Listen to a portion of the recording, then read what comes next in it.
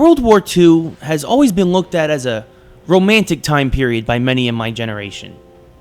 It's why we have so many video games, movies, comic books, etc. based on it. Hey there everyone, this is Ray Carcillo with Classic Game Room, and today we're looking at Ruse from Ubisoft for the Xbox 360, a World War II inspired RTS or real-time strategy game. The troops are waiting for your orders, Joe.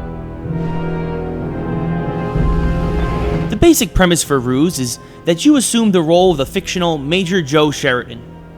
Joe is a brilliant tactician, but is forced into some hard times in the North Africa campaign of the war, and must use his ingenuity to rally his troops and make a push on the Italians and Germans. Joe amazingly wins battle after battle with his ragtag group, and quickly begins to move up the ranks as the Americans continue on and up into Italy.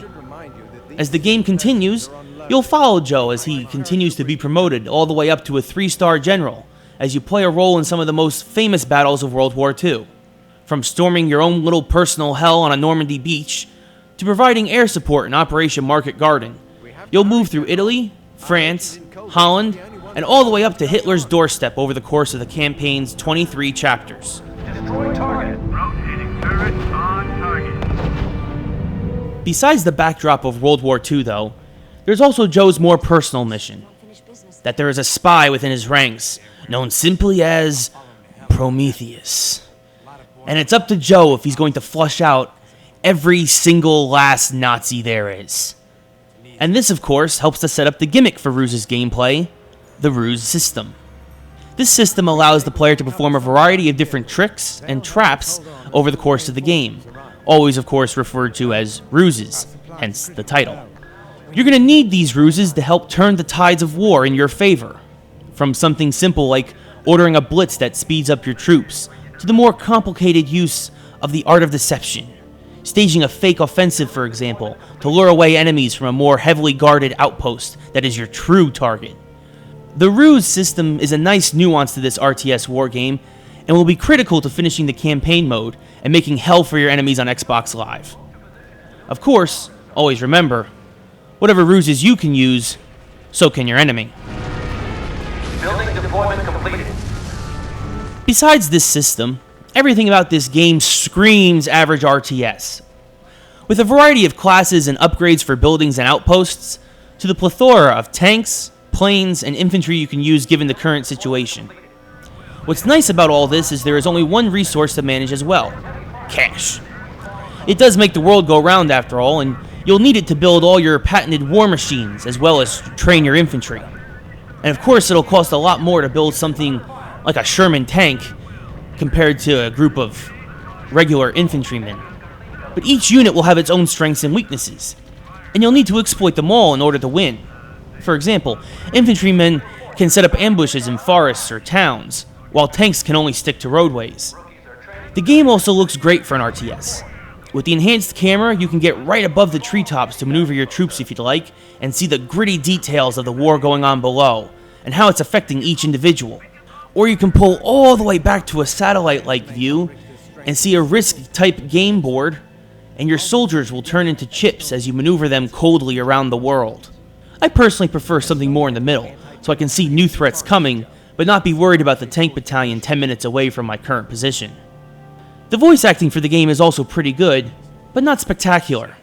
I think a few of the actors need to work on their accents, but overall they do a good job in telling the story, along with the gorgeous looking cutscenes. Take a look at these photos, Joe. Taken from von Rumsted's HQ.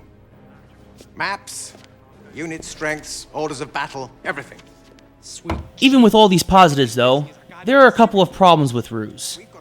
The controller system, like with most console RTSs, is not as good as if it had been on a PC. I was constantly misselecting troops and had a hard time getting them to change orders if they were still carrying another one out. War always has constantly evolving battlefields, and this game was no different. So it was hard for me to not be able to turn my troops around and watch helplessly as they walked right into a trap. Another problem I had with the game was the fact that if you could establish air superiority, the game was over. No matter what the other players or CPU did, if you built 2 or 3 airstrips and got your bombers going, you could rain death on him before he'd ever have a chance to respond. This loophole made the game much easier at some points than it should have been, because I would just build 2 bomber squadrons, send them on mad dashes to the enemy's base, and boom! I'm the winner. The target has been destroyed, General. Besides the campaign and online multiplayer, there are also game modes where you can take on the computer with different countries, set in different war eras, for more of a challenge where you can take on the CPU in predetermined scenarios and see if you can outsmart an already heavily fortified opponent. There may have been a couple of controller problems, as to be expected with a console RTS, and a couple of strategy loopholes, but overall this game will probably give you a solid 25 to 30 hours if you go through all the game modes, and is definitely worth a buy for any RTS fans. We've been watching Ruse on the Xbox 360, but it's also available on the PS3 and PC. One more AT delivered.